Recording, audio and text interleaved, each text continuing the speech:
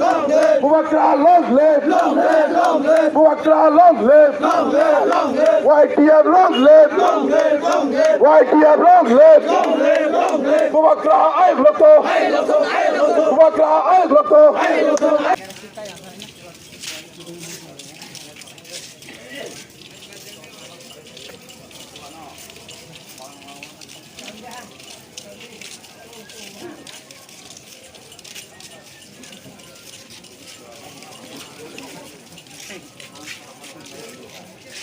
উপরে উঠে যাস না চলিয়ে না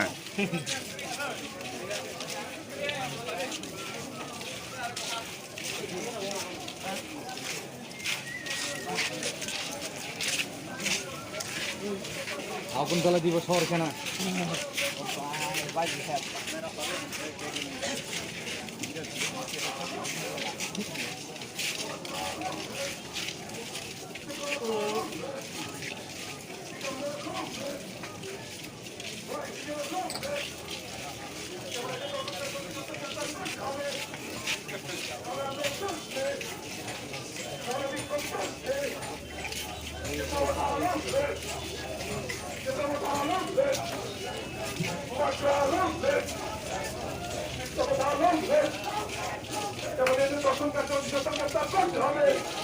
তিপ্রাজক একটা মহিলা উনি ওনার স্বামী সহ যখন মুরাসিং হদা বা মুরাসিং হুকুমতের যেটা প্রতিশ্রুতি অনুষ্ঠিত হয় প্রত্যেক বছরের ন্যায় সেখান থেকে যখন ফিরছিলেন সকাল 3টায় যখন ওনারা বাড়ির উদ্দেশ্যে রওনা দিয়েছিলেন ওনাকে 5 জন মানে কি বলবো 5 জনে যেভাবে ওনাদের রাস্তা রোখে এবং মহিলাটিকে নিয়ে গিয়ে ধর্ষণ করেছেন 5 জনে এবং তার স্বামীকে যেভাবে পেরেছে মেরে ফেলে রেখেছে।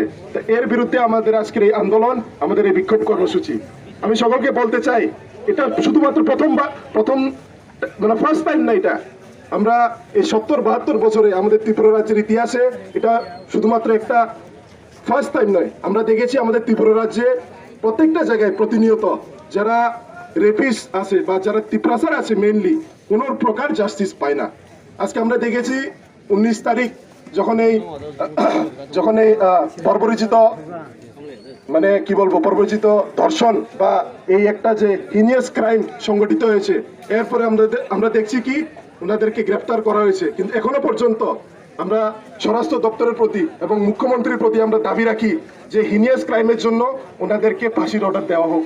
কারণ এটা প্রথমবার নয়, আমরা দেখেছি আমাদের সমগ্র ত্রিপুরা রাজ্যে প্রত্যেকটা জায়গায় তিপ্রাসারা বারবার নিজেদের যে জাস্টিস আছে সেটা পেতে আমাদের কষ্ট হয়।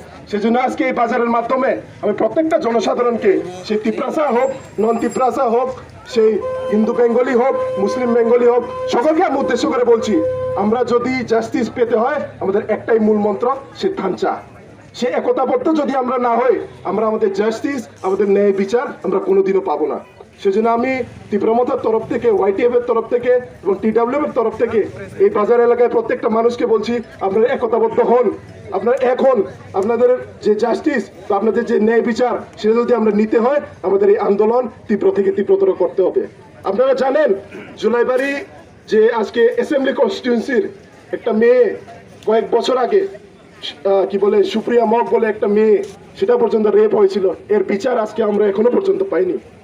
তো আপনি ভাবুন সেই রাজনীতি করে আমাদের কি লাভ যদি আমরা নিজেদের মানুষকে নিজেদের মা বোনকে আমরা প্রোটেক্ট না করতে পারি। সেজন্য আমি সকলকে উদ্দেশ্য করে বলছি আজকের এই বিক্ষোভ কর্মসূচি শুধু লোক দেখানো নয়, আমাদের প্রত্যেকটা মানুষের আমাদের অঙ্গীকারবদ্ধ হতে হবে যে এই কালপ্রিটগুলিকে যতক্ষণ পর্যন্ত আমরা ফাঁসির মধ্যে যাতে ঝুলাতে না পারে আমরা ততক্ষণ একতাবদ্ধ হতে হবে। আজকে থেকে আমাদের একতাবদ্ধ হতে হবে এবং এই ক্রাইম যারা করছে বারবার ওরা ক্রাইম করেও লাস্ট পর্যন্ত ওরা পার পেয়ে যায়, কিন্তু আমরা যদি একতাবদ্ধ হই। জুলাইবাড়ি তীব্রমথা YTF বা TWF এর ব্লক কমিটির উদ্যোগে আজকে আমরা দেবদারু বাজারে একটা বিক্ষোভ কর্মসূচি অনুষ্ঠিত করেছি।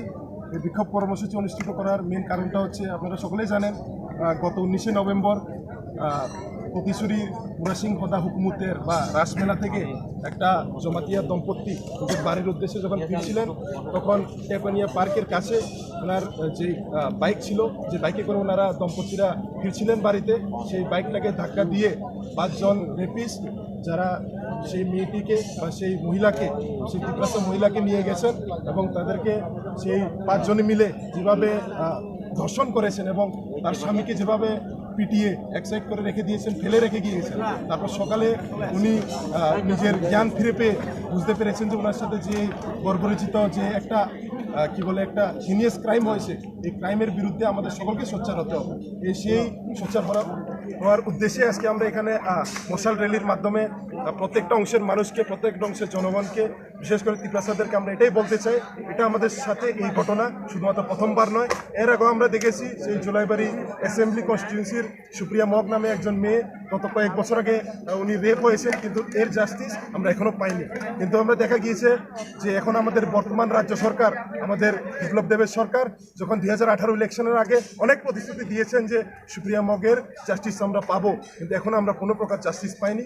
যাতে সেই রকম ঘটনাগুলি আবার পুনরাবৃত্তি না হয়ে আমরা যাতে এই যে আজকে আমাদের যে টেপানিয়াতে যে মহিলার গণধর্ষণ হয়েছে সেই জাস্টিস যাতে আমরা পেতে পারি।